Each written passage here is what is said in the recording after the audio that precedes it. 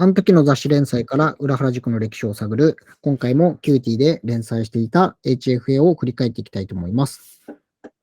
今回は91年の12月号ということで、ガスボーイズがゲストに登場している回となります。はい。こちらが、その回となっていて、メインカットの方には、ひろしさんと上杉さんいう回になっていて、ガスボーイズがついに HF でモデルになっていますと。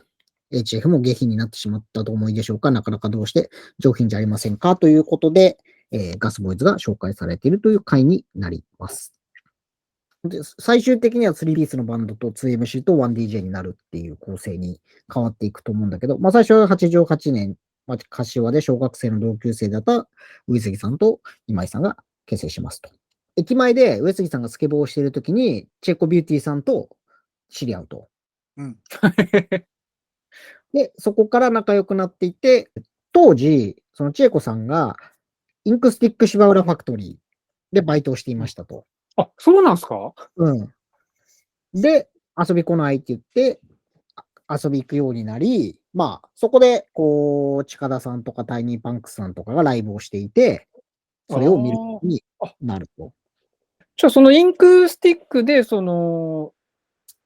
タイニーパンクスとか見てたんであれば、ある意味、これ HFN に出てくるのは必然的なところもあったわけですもんね、じゃあ。そう。で、ただ、最初にクラブ行く前に、雑誌とかで見てたわけじゃん。ラストオージーとかでさ、ヒロシさんとかさ、っていうのを見てて、めっちゃ想像を膨らましていたと。はい。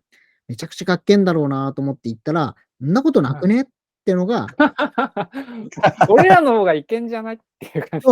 まさに、俺らの方がかっこよくねっていうので、89年に DJ アンダーグラウンドナンバーワンコンテストに出場するという、そういうコンテストがあって、予選で、予選突破して決勝が次の日だったのかなに出ると。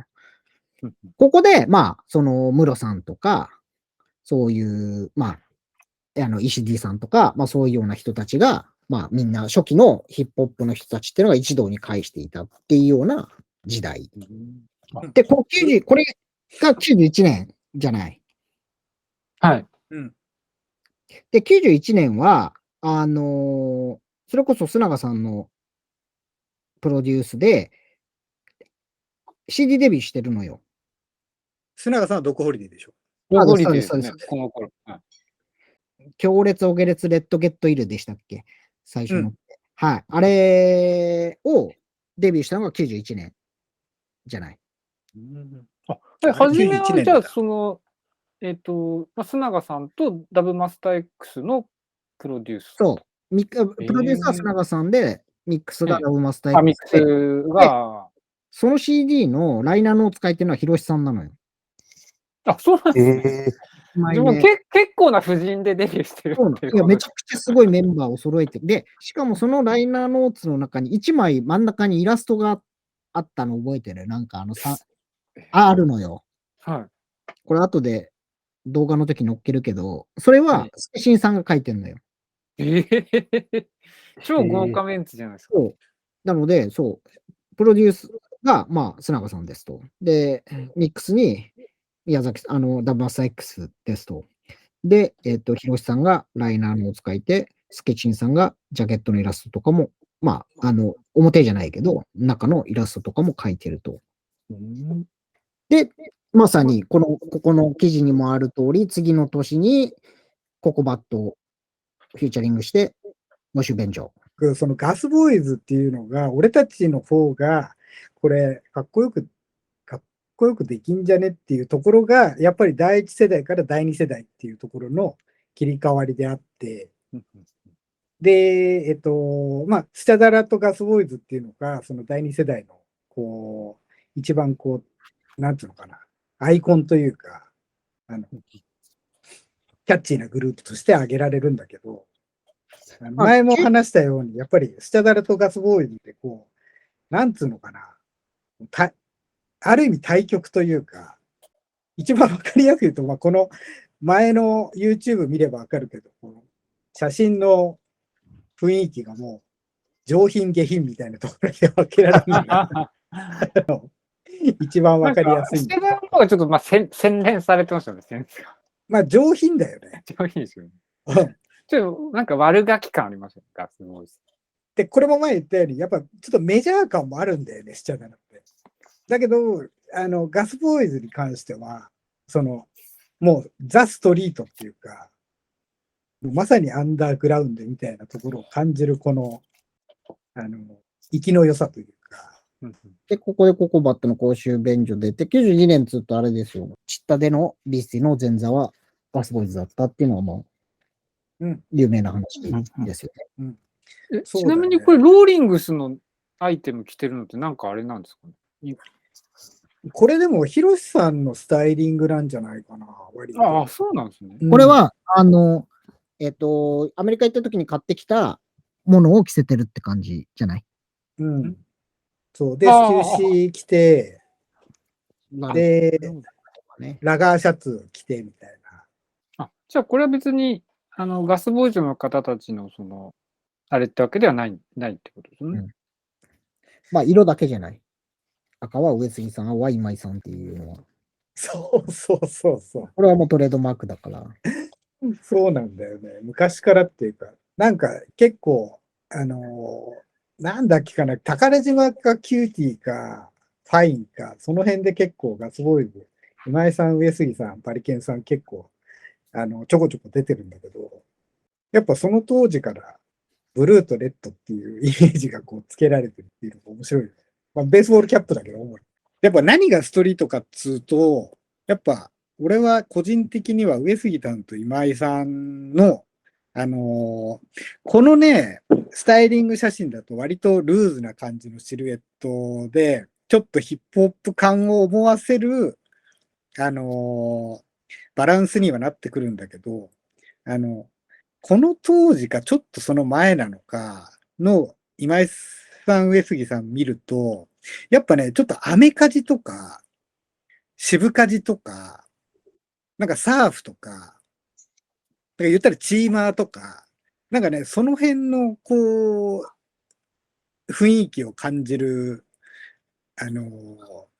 洋服感なんだよね。やっぱデニム、ジーパンとかも割とジャストに近い感じだったり、で、何よりキャップのつばを結構曲げるんだよね、この人たち。そこがね、アメリカンな感じというかね、がするんだよね。なるほど。そう。で、やっぱり、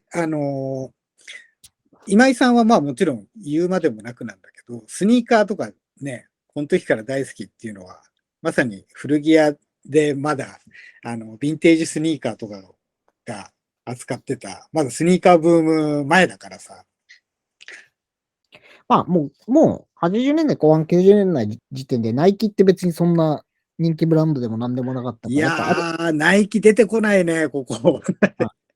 まあなんか、広瀬さんとかちょいちょいその80年代後半のダンクとかジョーダンみたいなのとか出してる時はあるんですけど、一般的には全然、まあその辺当然一部あるにしても、一般的には金岡とか、まさにこの時売ってたのもやっぱアディダス中心でしょうし、今井さん。プーマとかアディダスなんじゃない？はい。今井さんとかも、この時ってのはフランス製のアディダスとかっていうのにやっぱステータスを感じてずっと履いてたっていう。そう、この時ナイキ、そうだね。ヒロシさんもこれ多分ロークかなんかのローファー、ね。あ、これロークのローファーっすよね。うん。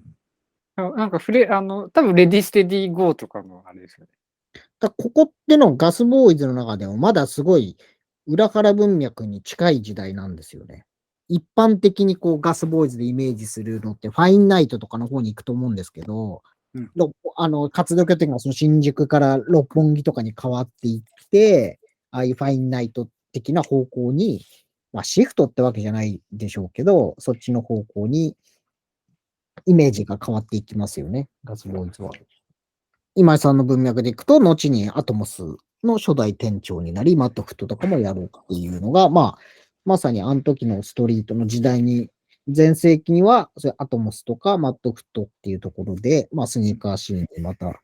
その前に黒船屋も今井さんだっけ？三田とか、まあ、いろいろスニーカー屋で個人で買い付けとかをやったりとか、いろいろそういうのを経て、まあけど、あれですもんね、バックボーン的にはなんかそのスニーカーの、なんですか、お店、なんかキーショップとなるお店をずっと、まあ渡り歩いてというかそういらっしゃって、で、そうだ、音楽もガスボーイズやってっていう、バックボーン的には文句なしの、あれですよね。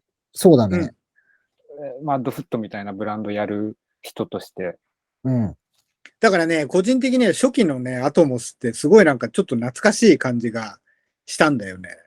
なんか、あれなんですか、ヴィンテージのスニーカー。あ、違う違う。なんかお店の雰囲気が、雰囲気、そうなんですね。黒船屋とか、なんか金岡とか、なんかあの辺の、こう、セレクトショップというか、なんか、そういう感じの中のスニーカーが充実してるお店みたいな雰囲気で、結構ね、ちなみに良かったんだよ。初期のアトモスは、ヒロシさんが噛んでたのよ。そうなんですか？実は、名付けの親もヒロシさんで、あのロゴ作ったのもヒロシさんで、アトモスっていう、命名。そう。で、ああいうエクスクルーシブなスニーカーのみを扱う業態にしましょうっていうコンセプトも多分ヒロシさん。よくよく考えてみてよ。チャプターで、雑多にもあんだけもう壺氷で天井までスニーカー置けっていう人があんなお店作るわけないじゃん。なるほど。じゃあ、この10年後ぐらいにまた、ヒロシさんのプロデュースなのかわかんないですけど、今井さんが店長として。まあ、とにかくね、やっぱりね、